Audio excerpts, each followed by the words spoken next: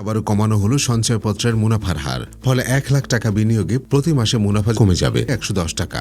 গত বছর পরিবার সঞ্চয়পত্রে যেখানে সুদ হিসেবে ১ লাখ টাকা বিনিয়োগ করলে পাওয়া যেত ৯৪৪ টাকা, সুদ কমানোর পর চলতি মাসে বিনিয়োগ করলে এখন থেকে মিলবে ৮৩৪ টাকা। ফলে সঞ্চয়পত্রের আয় থেকে যেসব পরিবার নির্ভরশীল ছিল সেসব পরিবারগুলোর মাসিক আয় কমে যাবে। আগামী ৬ মাসের জন্য সঞ্চয়পত্রের নতুন মুনাফার হার ঘোষণা করেছে অভ্যন্তরীণ সম্পদ বিভাগ ইআরডি। গত ১ জানুয়ারি থেকে নতুন মুনাফার সিদ্ধান্ত কার্যকর হয়েছে। নতুন হার অনুযায়ী সঞ্চয়পত্রের সর্বোচ্চ মুনাফার হার হবে ১০.৫৯ এবং সর্বনিম্ন মুনাফার হার হবে ৮.৭৪%। গত জুলাই মাসেও মুনাফার হার কমানো হয়েছিল। এখন ৬ মাস পর আবারও কমানো হলো। প্রতি ৬ মাস পর পর সঞ্চয়পত্রের মুনাফার হার পর্যালোচনা করা হয়।